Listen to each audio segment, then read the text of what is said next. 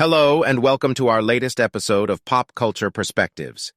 Well, first of all, this was Hollywood before it was informed. This is where 1961, when Cleopatra by Elizabeth Taylor, we're not crazy about Elizabeth Taylor playing Cleopatra either. That was also inaccurate. I don't know where do you get the idea that we're happy that she played the role. As a matter of fact, 1961 Cleopatra movie was banned in Egypt and many Arab countries because of Elizabeth Taylor's stance towards the state of Israel because they supported them. So I don't know where does he get this information. Second of all, this is the same Hollywood that in 1956 they cast John Wayne as Genghis Khan. So this is a time where Hollywood didn't know any better. Now, the problem for me, it's not about color. It's not about white and black. This is a very reductive way to talk about things. This is the way that Americans talk about it. I'm very sorry. Like, I come from Egypt. Egypt has a very diverse color palette. People can look like me or they can look deeper skin tone like Anwar Sadat, who comes from a Nubian origin. It's not about black and white. It's about the continuous culture appropriation and falsification of history that has been done by what the so-called Afrocentrist movement. The Afrocentric movement started the last century as a way, in a good intention, to teach African American about their rich history of West Africa, the great empire of Benin, of Ghana, of Songhali, the great empire of Mali. But the thing is, that's why you find people like Kevin Hart, who subscribes to these theories, who claim that his ancestors built the pyramids. I'm sorry, your ancestors had their own wonderful civilization in West Africa. In today's show, we will be discussing Bassem Youssef's thoughts on the recent Netflix documentary, The Curse of Nefertiti. The documentary explores the supposed curse that has plagued those who have come into contact with the ancient Egyptian queen's tomb. Bassem Youssef is a well-known Egyptian comedian and commentator who has been known to offer his unique perspective on various social and cultural issues. So let's dive in and see what Bassem Youssef has to say about The Curse of Nefertiti. Bassem Youssef has criticized The Curse of Nefertiti for perpetuating stereotypes and promoting fear-mongering. He argues that the documentary relies heavily on sensationalism and exaggeration, rather than presenting a factual and nuanced portrayal of the situation. Youssef has also expressed concern that the documentary's focus on the supposed curse perpetuates harmful and inaccurate stereotypes about ancient Egypt and its culture. Furthermore, Youssef has criticized the documentary for its lack of diversity and representation. He argues that the film's narrow perspective reinforces the Western-centric view of history and culture. As an Egyptian, Youssef believes that it is essential to challenge these types of narratives and promote a more inclusive and accurate representation of history and culture. Despite his criticisms, Youssef acknowledges the appeal of the documentary and the curiosity surrounding the supposed curse of Nefertiti. However, he believes that it is important to approach these types of topics with critical thinking and a willingness to question assumptions and biases. In conclusion, Bassem Youssef's take on The Curse of Nefertiti highlights the importance of critical thinking and cultural sensitivity when exploring historical and cultural topics. By challenging harmful stereotypes and promoting a more inclusive and nuanced perspective, we can gain a better understanding of the world around us. We hope you enjoyed this episode of Pop Culture Perspectives, and we invite you to join us for our next episode, where we'll be discussing the impact of social media on modern society. Thank you for listening.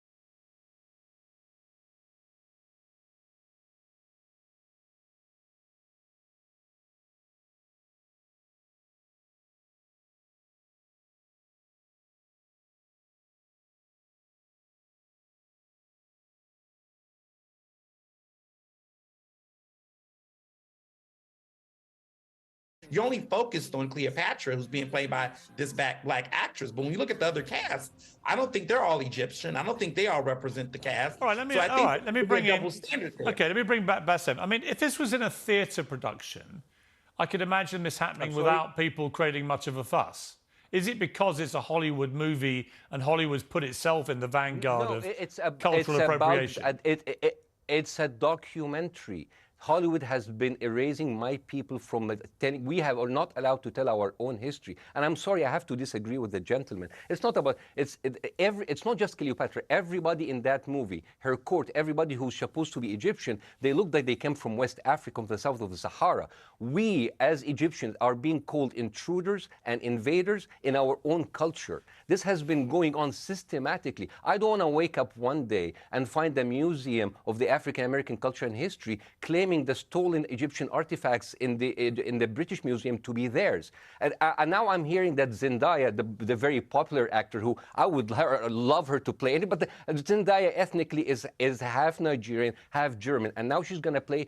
Where are the Egyptian actors? Where are the Arab actors who suppose it? And the thing is, even like historically wise, you see in the trailer, it's like, I don't care what they told you, but Cleopatra was black. Who's that woman? Why is African American people are telling my own history?